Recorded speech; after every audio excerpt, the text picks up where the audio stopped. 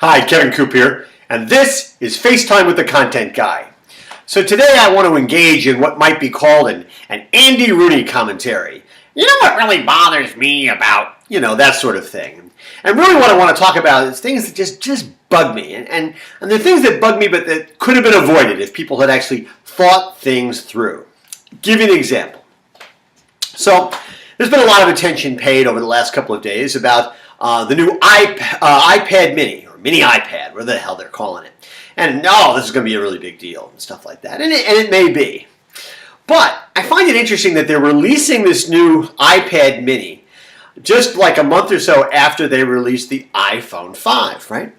And what's interesting about that is, to me, is that, Mrs. Content Guy went to get an iPhone 5 recently, not because she has any huge driving need to have new technology, but frankly, she was, talking on an antique and she needed a new iPhone. So it's out, she's going to get it.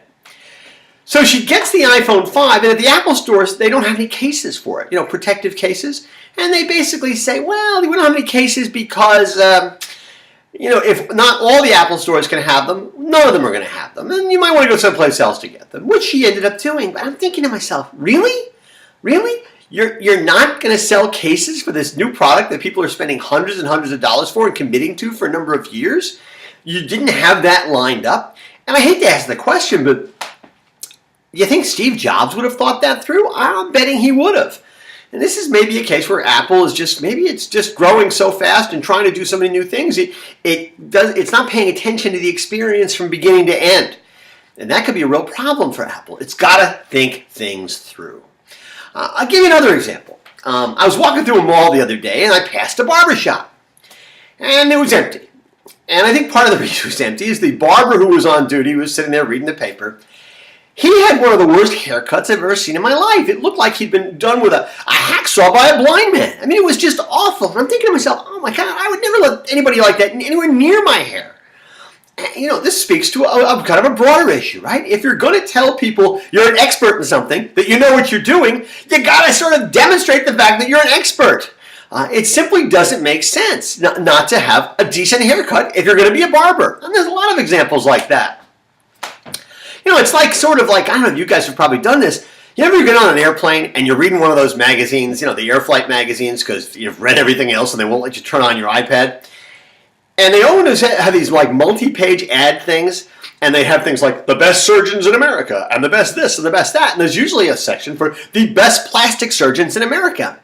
And I'm looking at these things, and there's usually at least a couple of people on that list who are pictured who I wouldn't want to let anywhere near my face because, they're not that good looking. And I'm thinking to myself, I'm not sure that I want to let somebody who has, facial issues anywhere near my face if I'm going to try to make this better, right? And, well, listen, there's not a lot you can do with this. I understand that. Even a great plastic surgeon would have a problem. But this is, I'm just looking and going, I'm not sure that's the image I particularly want. Now, listen, maybe these plastic surgeons believe that, that beauty is a lot more than skin deep, and that's an admirable thing. I'm not sure, however, it's the quality that I want in a plastic surgeon who's going to work on my face.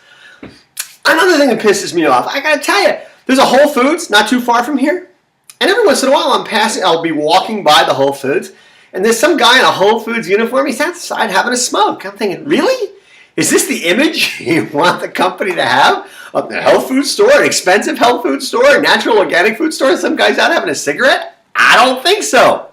I was walking past a bunch of stores the other day, and there was one of them that was closed. It was middle of the day. It was odd, but there was a sign on the door, and it said back in 15 minutes. To which my first question was, 15 minutes from when? If you think it through, you wouldn't say back in 15 minutes. You'd say back at 12:30, back at 12:45, back at 12:15. But don't tell me back in 15 minutes because I don't know when you left. Retailers have to think these kinds of things through. Now listen, you may look at me and say, these are just sort of, isolated cases. You're pulling through here, pull there, you're just a little annoyed. These aren't big deal. They aren't individually, these are not big deals. But the thing is, I'll bet you there are hundreds, maybe thousands of examples of retailing around this country where people don't think this stuff through. They don't think about the experience from beginning to end. They don't think about what they're saying. They don't think about what they're doing. And they make little mistakes that add up to being inefficient, ineffective, and perhaps driving the customer someplace else. And I think these are the things we need to think about. Anyway, that's what's on my mind. this Thursday morning. And as always, I want to hear what's on your mind.